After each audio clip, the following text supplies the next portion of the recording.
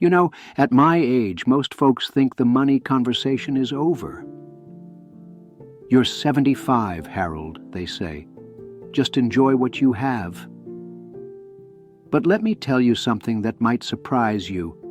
I've made more money in the last 10 years than I did in the previous 40 combined. And I'm not talking about some get-rich-quick scheme or cryptocurrency nonsense. I'm talking about real, sustainable wealth built on principles I wish someone had taught me when I was 30. Today, I want to share with you the hard-earned wisdom that transformed not just my bank account, but my entire understanding of how money really works. So pour yourself a cup of coffee, settle in, and let me tell you a story that starts with failure and ends with freedom, the great money lie that kept me poor for decades. Back in 1998, I was 50 years old and broke. Not the kind of broke where you're living paycheck to paycheck. The kind of broke where you're lying awake at 3 a.m. wondering how you're going to keep the lights on. I had followed all the conventional wisdom. I worked hard for 25 years, saved what I could in a regular savings account, bought a house with a 30-year mortgage, and trusted that everything would work out. After all, that's what my father did and his father before him. But here's what nobody told me: the rules had changed. For decades, I believed the biggest lie in personal finance, that making more money would solve my money problems. Every time I got a raise, I thought, finally, this is when things turn around. But something funny happened. The more I made, the more I seemed to spend.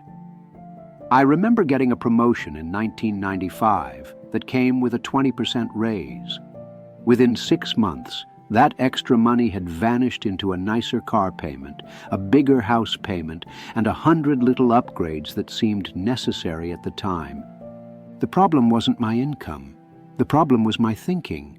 It wasn't until I met my neighbor, Frank, a 70-year-old retiree who seemed to have more money coming in than going out, that I learned the secret wealthy people know but rarely share. "Harold," he said one afternoon as we worked in our gardens, "poor people ask how to cut expenses. Middle-class people ask how to make more money.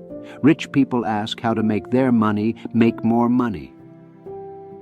That conversation changed the trajectory of my life. The cash flow revolution that transformed my golden years. At 52, I made a decision that my family thought was crazy. I was going to learn how to make money work for me instead of the other way around. Frank became my unofficial mentor, and the first thing he taught me was the difference between income and cash flow. Income, Frank explained, is what you get paid for your time. Stop working, stop getting paid. Cash flow is money that comes in whether you work or not. Think about it, he said. When you retire, your income stops, but your expenses don't. That's why most people struggle in retirement. They never built cash flow. This was a revelation. I had spent 25 years building income when I should have been building cash flow. My first breakthrough came from an unexpected place. I had worked in manufacturing quality control for decades, and I knew those systems inside and out. Small manufacturing companies were constantly struggling with quality issues that I could solve in my sleep. Instead of looking for another job, I started consulting. 2 days a week, I'd help small companies set up quality control systems. Within a year, I had trained 2 younger engineers to handle the day-to-day work while I focused on business development. My effective hourly rate tripled, and I was working fewer hours. Then my granddaughter Sarah suggested I create online training courses. "Grandpa," she said, "you could teach this stuff to people all over the world through the internet." At 55, learning to make online courses felt overwhelming. But Sarah helped me record video lessons and set up a website where people could buy access to my courses. The beautiful thing about digital courses is that you create them once, but they can generate income indefinitely. While I slept, People in different time zones were taking my courses and paying for the privilege. The investment wisdom that most people learn too late. Let me tell you about the biggest investment mistakes I made and the lessons that eventually made me wealthy. For 20 years, I faithfully put money into mutual funds recommended by financial advisors. The returns were mediocre, but I figured that was just how investing worked. Then Frank showed me something that opened my eyes. He compared my mutual fund returns to simple index funds that tracked the overall stock market. After accounting for fees, my professionally managed funds were consistently underperforming basic index funds by 2 to 3% per year. "Harold," Frank said, "you're paying someone to lose your money." That 2 to 3% difference might not sound like much, but over decades, it's the difference between a comfortable retirement and struggling to pay bills. At 56, I discovered dividend investing, and it changed my entire approach to the stock market. Instead of hoping stock prices would go up so I could sell for a profit someday, I focused on companies that paid me regularly just for owning their stock.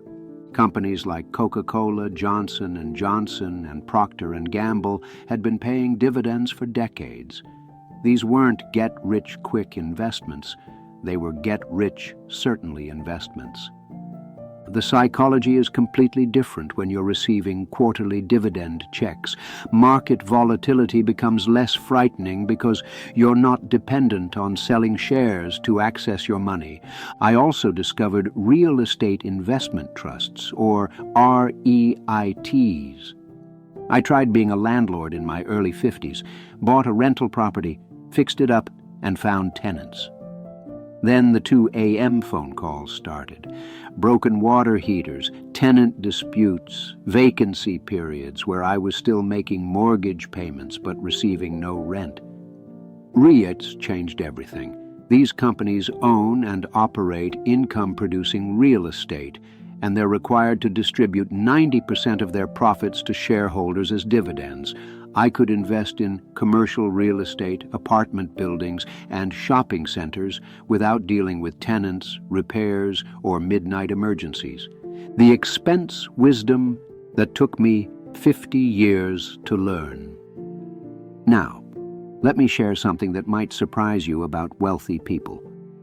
We don't pinch pennies, but we're very strategic about how we spend dollars.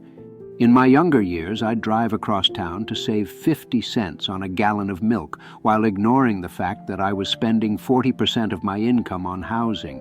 I was managing pennies while dollars flew out the window. At 54, Martha and I made one of the smartest financial decisions of our lives.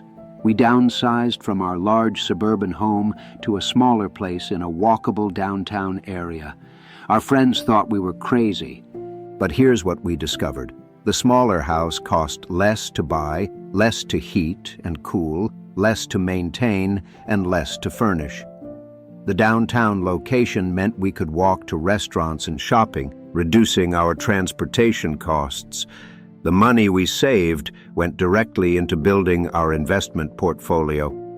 I also learned the difference between cheap and inexpensive. Cheap things break and need to be replaced. Quality items provide good value and last for years. I started buying tools, appliances, and even clothing that would last longer and perform better when I invested in quality up front. The goal wasn't to eliminate all spending enjoyment. It was to spend consciously on things that added value to our lives while eliminating unconscious spending on things that didn't matter. The technology adoption that opened new worlds. At 55, I was intimidated by technology, but technology became the great equalizer that allowed me to compete with much younger entrepreneurs. My granddaughter Sarah patiently taught me computer basics. Having a professional website gave my consulting practice immediate credibility. The website worked as a salesperson that never slept, never took vacation, and never got tired of answering the same questions. Platforms like Teachable made it possible to create and sell online courses without technical expertise. Zoom allowed me to consult with clients anywhere in the world without travel expenses. I could work with a company in California in the morning and another in New York in the afternoon. LinkedIn became my primary platform for connecting with potential clients. Instead of cold calling, I could engage with people's content and build relationships gradually. The mindset shifts that made all the difference. The strategies were important, but the real transformation happened in my thinking. The biggest shift was seeing myself as someone who creates value rather than someone who trades time for money. Employees think about job security. Owners think about creating multiple income streams. I stopped seeing money as something to save and started seeing it as something to deploy.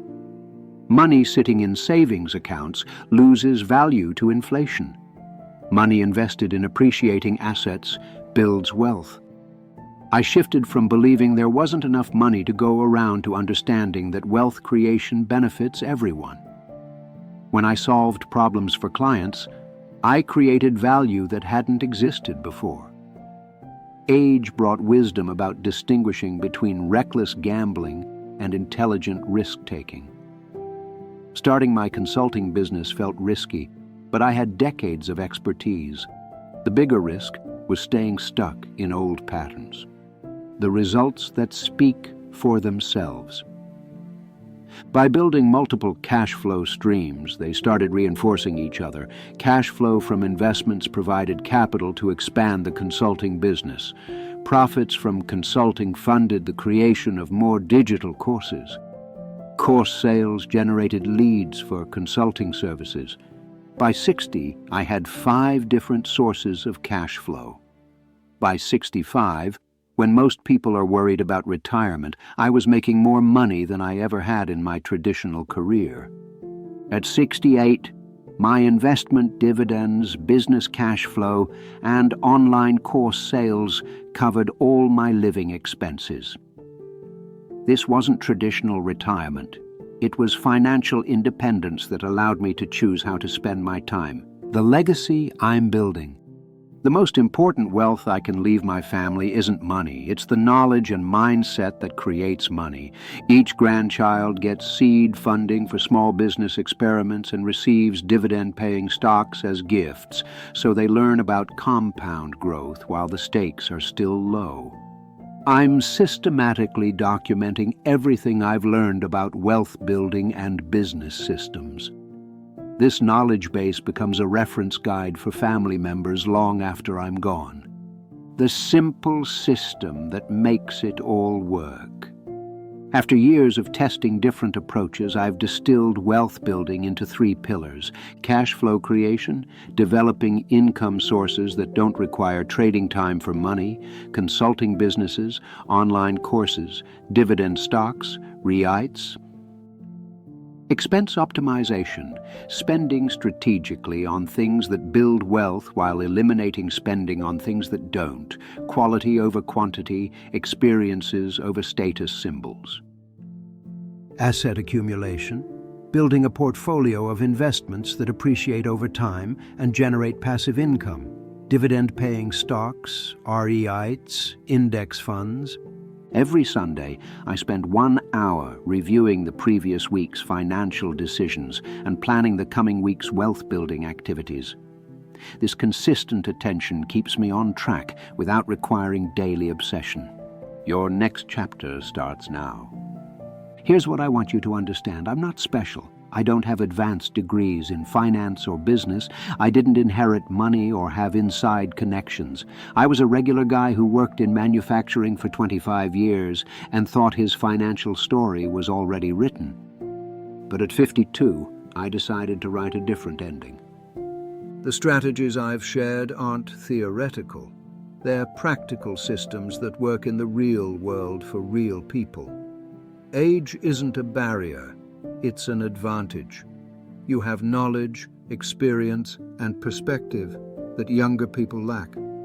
Whether you're 35 or 75, Your current situation is the perfect starting point for building wealth. If you're younger, you have time to let compound growth work its magic. If you're older, you have experience and knowledge that can be monetized immediately. Stop waiting for perfect conditions. Choose one strategy from what I've shared and implement it this week. Maybe it's setting up automatic investments in dividend-paying stocks. Maybe it's identifying a skill you could teach through online courses. Maybe it's optimizing one major expense category. The specific strategy doesn't matter as much as taking action. Momentum builds on itself, and the first step is always the hardest. Remember, you're not just building wealth for yourself. You're creating a legacy that will impact your family for generations. The skills you develop, the systems you create, and the mindset you model will influence your children and grandchildren long after you're gone. 10 years from now, you'll either be 10 years older with 10 more years of wealth-building progress, or you'll be 10 years older wishing you had started today. The choice is yours, and the time is now. Closes notebook and smiles. Now, if you'll excuse me, I have a dividend check to deposit and a business strategy session with my granddaughter. She's got some ideas about artificial intelligence that might just change everything. Again,